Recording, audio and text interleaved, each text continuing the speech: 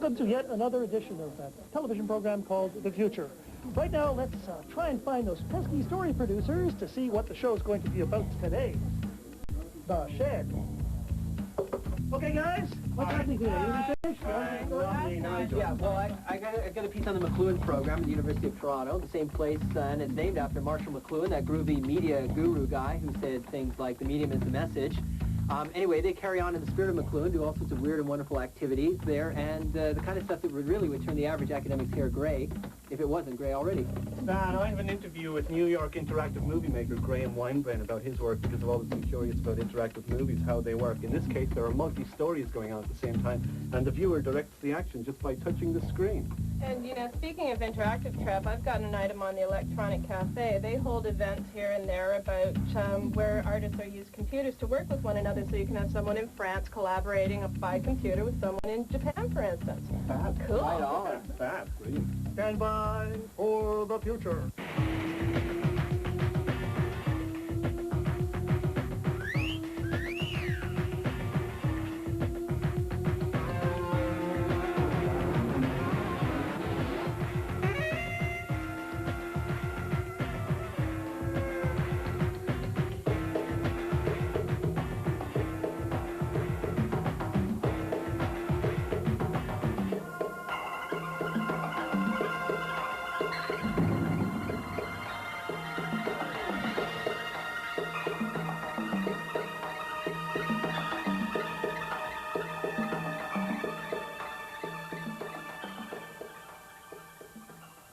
So you want to know where the McLuhan program is?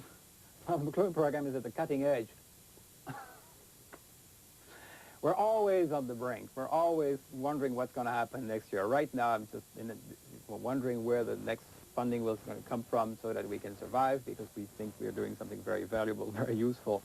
Yes, the McLuhan program is always on the brink, but I think we are at the cutting edge of sensibility.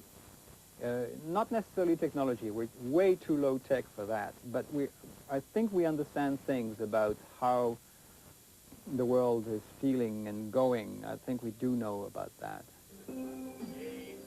Yeah. It's really hard. Oh, that's the latest show, mate.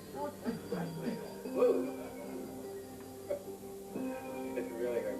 Yeah, you have to really forget. You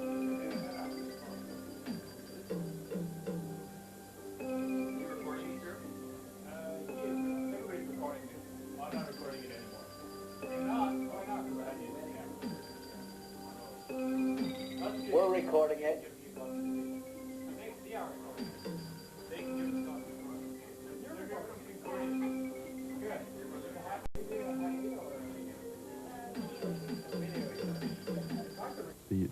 The medium of virtual reality, of immersing yourself within these computer graphics worlds, will change us in ways that we don't quite understand yet. And that's really the important issue for me, is how is that medium affecting us? How is this medium that we're using right now, this video phone, which to me is virtual reality. It's one of the first virtual reality technologies that I see everyone using, not the head-mounted stuff that we all see in the pictures, but this video phone will be the first the virtual technology, and that's why we went ahead and purchased a system so that we could be at the forefront of seeing what's the etiquette of using this technology. I mean, I had a really bizarre experience last week when I was demonstrating this video phone to someone, and I phoned up a number of someone else who had one, and I barged in on a meeting. I mean, they were in the middle of a meeting, and suddenly my image appeared. It was like, and they were like, "Well, who are you? You know, like, where did you come from?" This technology is green technology. The video phone and virtual reality and four-dimensional video are green technologies, because we're saying, don't go in your car 30 miles to work so that you can sit behind a desk and work on a computer and then drive 30 miles back. Stay at home, interact with people over the video phone, and preserve the environment. We destroy the environment by our social interactions, and we have to start changing how we interact if we want to preserve the environment. And I think that's a reality that I feel very strongly about. The global village is a place of very arduous interfaces and very abrasive situations. McLuhan certainly was one of the absolutely top thinkers and one of the top people in the world, not just in Canada. He really, I have yet to find somebody who tells me more about today, where I am now, than McLuhan. But on the other hand, McLuhan was also somebody who belonged to the 60s, and he really limited his vision to the world of television. Even though a lot of stuff he says are still can be applied to what's going on in the computer world, virtual reality, and so on.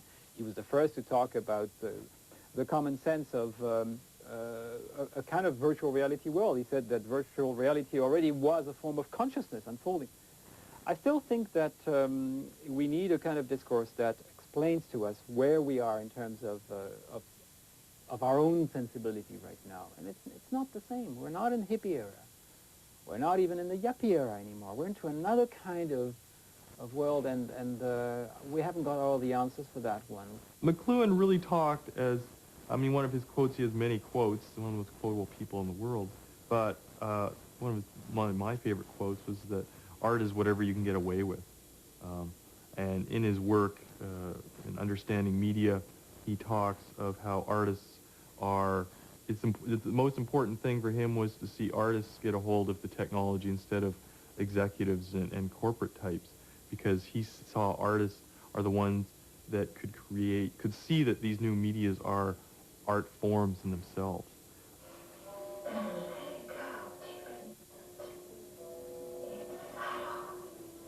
And sometimes it's the most subtle sexual sensations that are the most powerful. Breathe in. What would McLuhan say about what's going on here today? He would hate it. I think he would really not like it. He was not literal. We're very literal. We're pedestrian. As far as he was concerned, none of that was necessary. All this experimental stuff is just bilge. Hey, we're not McLuhan. We're just going ahead with what's going on in the 1990s, and we feel that there's an awful lot of work to be done, whether you're McLuhan or not. So I don't care what McLuhan would think. I'm very happy to do what we're doing now. I'm developing a new theory right now, which is absolutely fascinating to me, probably the most exciting thing I've ever worked on, which I call the volcanic theory of art, where what I posit is that reality is like the crust of the earth.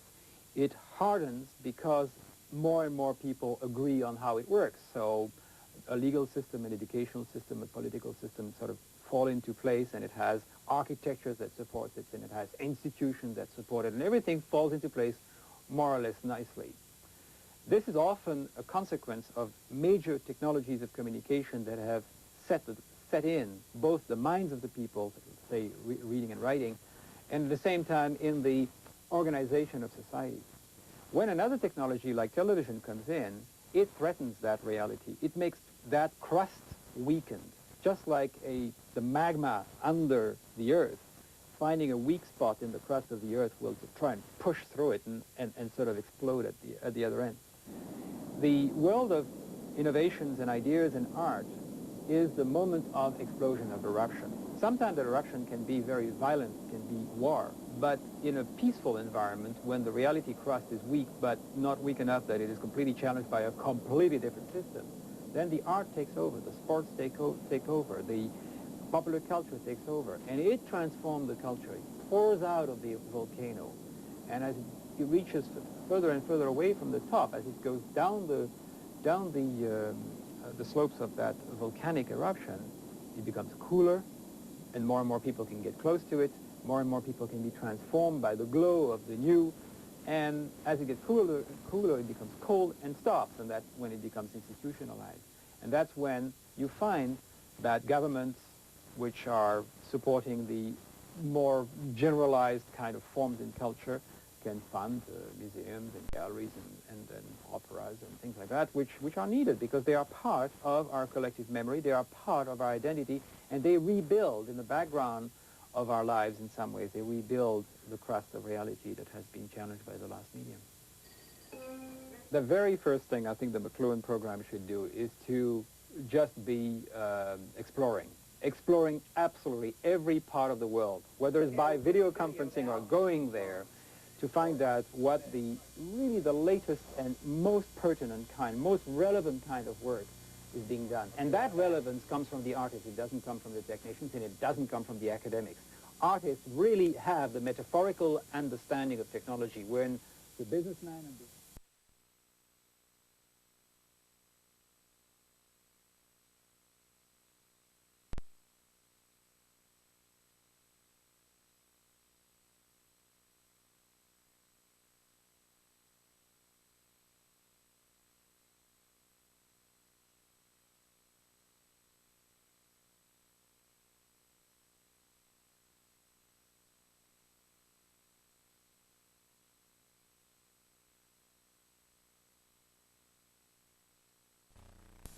ways in which we tell stories, all these things have changed because now the viewer can impact on the world.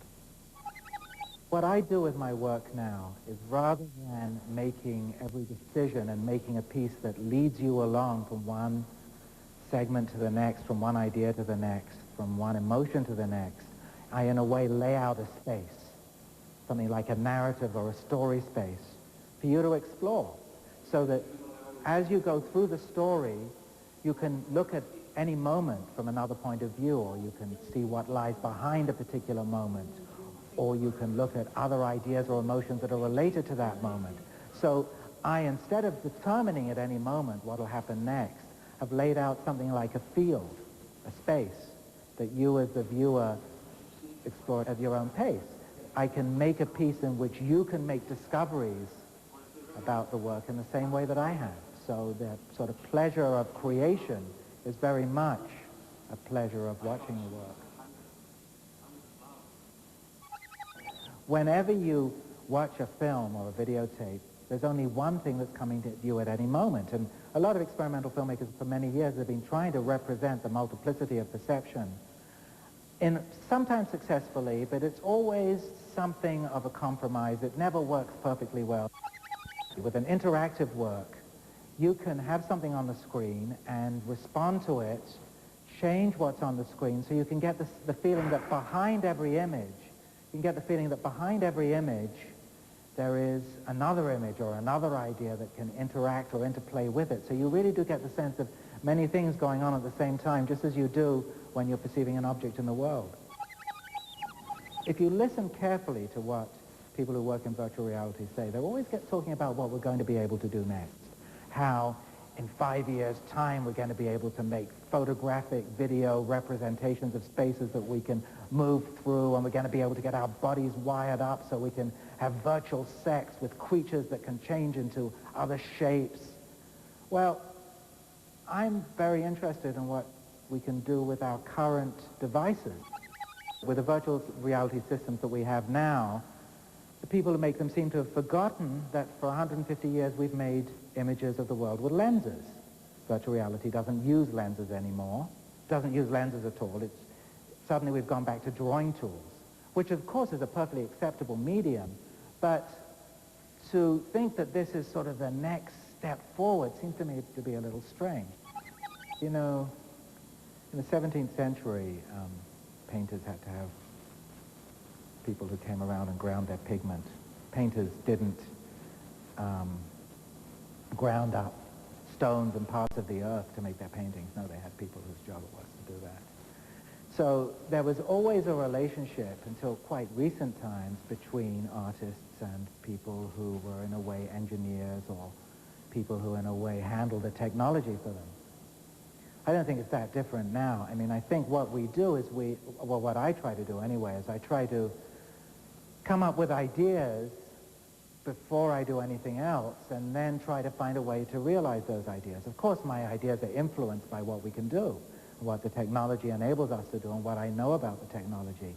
But it really starts with the idea of, with the notion of trying to explore something in a certain way, or trying to look at something from a certain point of view, or trying to see something through a certain set of eyes. Then you try to find the apparatus that can do it. I mean, it's It's a very fertile time in that way because we can do things that we have not been able to do before. We can think in ways that we haven't been able to think about them before.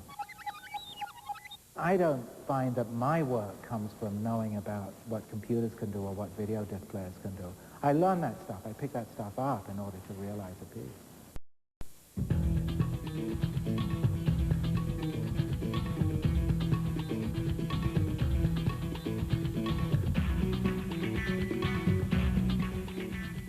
Electronic Cafe is a telecommunications facility.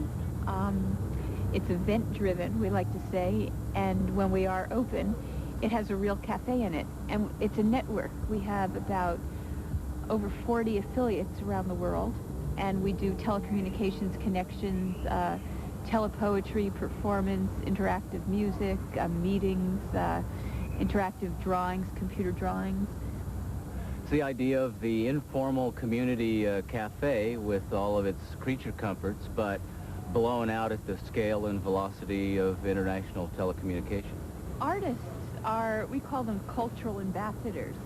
And as we try to acculturate this new way of being in the world, these technologies that create networks, that create large spaces at scale or virtual spaces, one of the best ways to articulate them is to have the creative community put their energies and their imaginations into all of the new technologies and all of the new ways of being in the world that are possible. I'm stepping right now into this composite space where I'm standing here.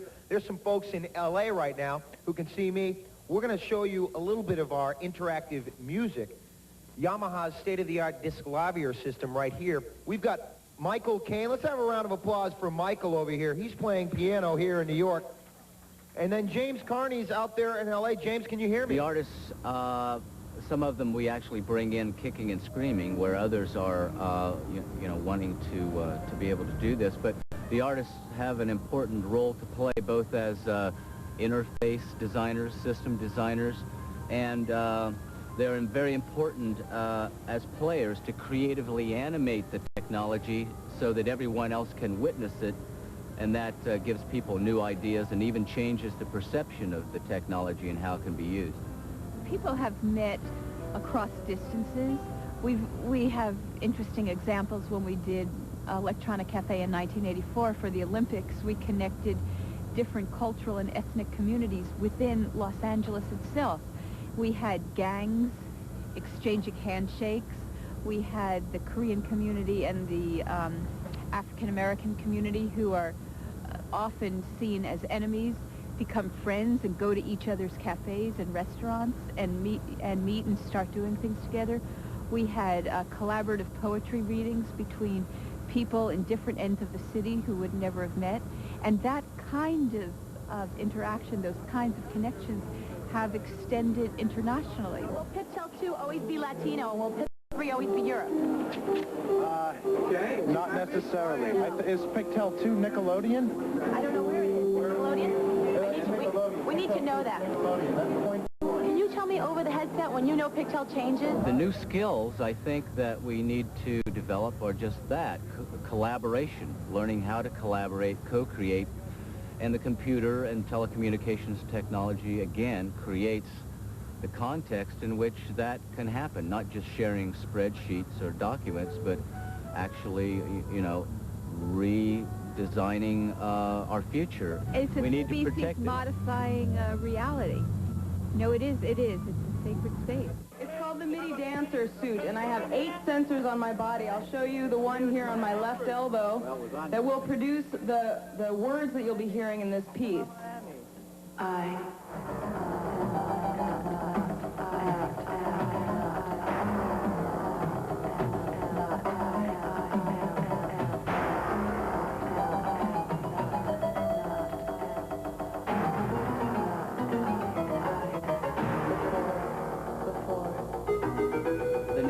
Growing, and that's good. That's reaffirming what we're doing. We get several requests a month, and we're opening cafes up at the Banff Center for the Arts in Canada, and the Aarhus Festival in Denmark is launching one. We get requests from New Zealand. We have requests from Rio de Janeiro. The cafe in New York is coming up. Boston we're talking to, so all around the world. And I think that reaffirms and, you know, it makes it obvious that people want to communicate together, people want to create together, people want to have fun together. They don't want to just work together, they want to socialize. That part of this new technology allows us to do things, to enjoy each other, to learn in a way that wasn't possible before unless you traveled thousands of miles. He's out of Los Angeles, Mr. Graham Nash. How you doing out there, Graham? Not bad, man. How are you? I'm doing fantastic. These guys are ready to start playing some music, so Graham and Todd, hit it. Well, don't forget that Todd and I have never met. This is the first time not we've quite yet. How you doing, Todd? I'm doing well. How are you doing, Graham? Just fine. You ready to go? I'm ready to go. Let's hit it. Let's do it.